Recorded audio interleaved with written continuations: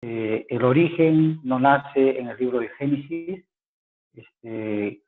el origen nace en las esferas cósmicas, ¿no es cierto?, en la parte celestial, donde ya hay una rebelión, como dicen las escrituras, una rebelión de uno de los querubines más apreciados, aquel que tenía realmente toda la confianza de parte de Dios, era hermoso, en excelencia, y como dicen las escrituras,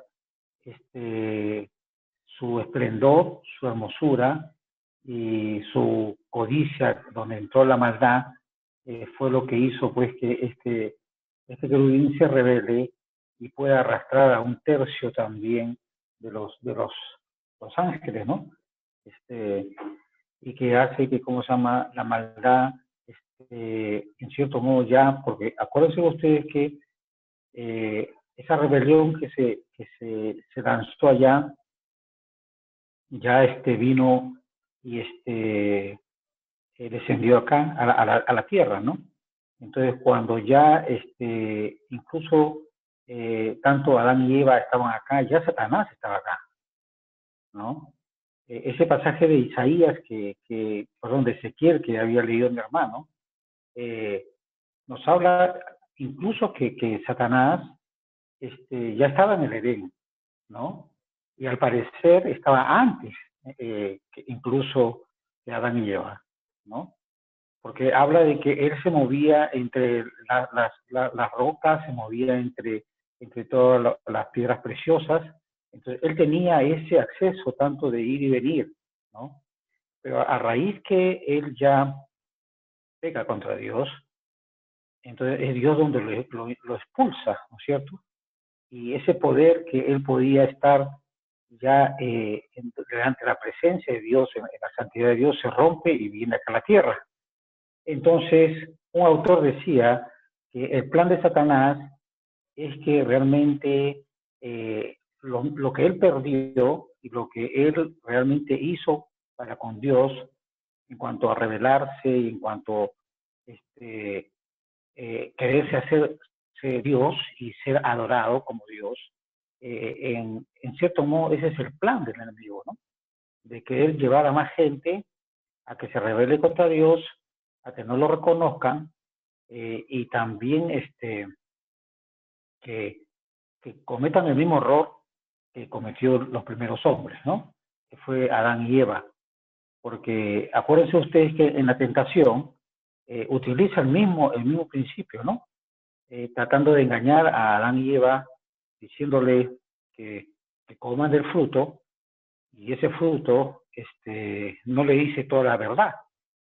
Le dice que no iban a morir, pero en realidad no dijo en qué aspecto no iban a morir.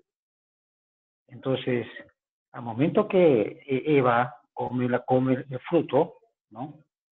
Vemos que en ese momento, en ese diálogo que tiene con Satanás, Satanás le dice algo que creo que es parte del origen de la esencia que era él, ¿no?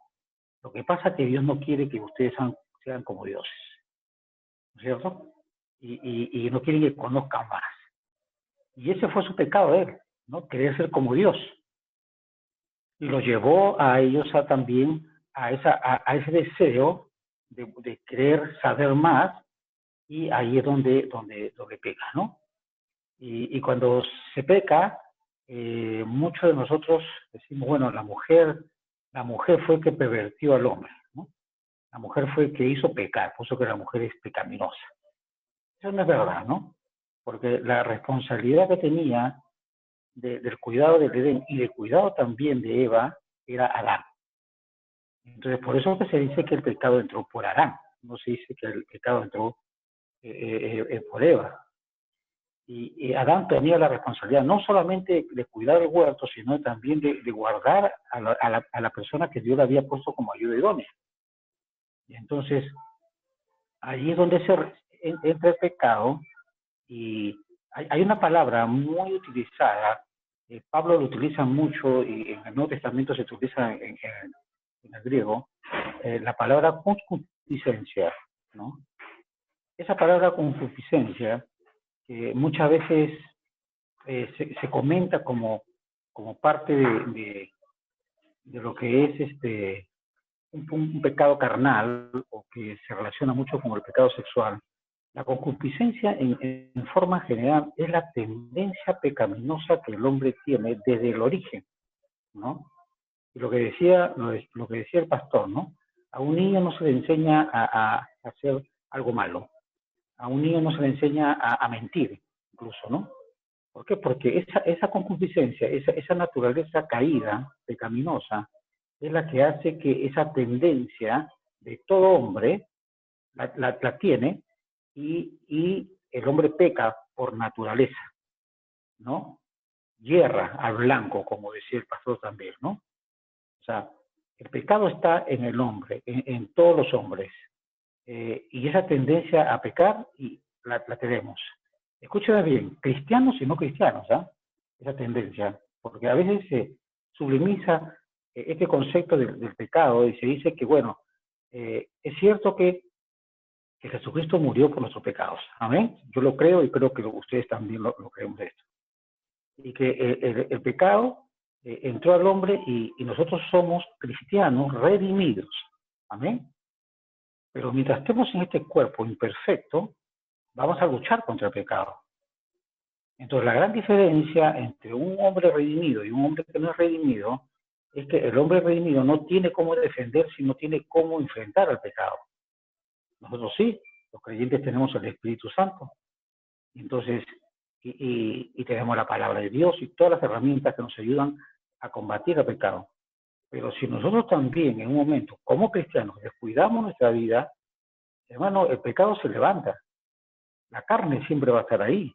Esa naturaleza carnal, como dice el libro de Gálatas, capítulo 5, la lucha entre la carne y el espíritu siempre están ahí. ¿Y quién prevalece? Al que tú más alimentas, ¿no?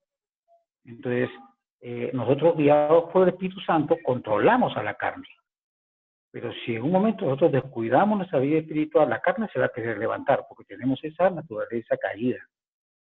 Y Pablo habla sobre la buena batalla, habla sobre la carrera, y que su meta es Jesucristo. Pero mientras estamos aquí, nosotros luchamos contra el pecado.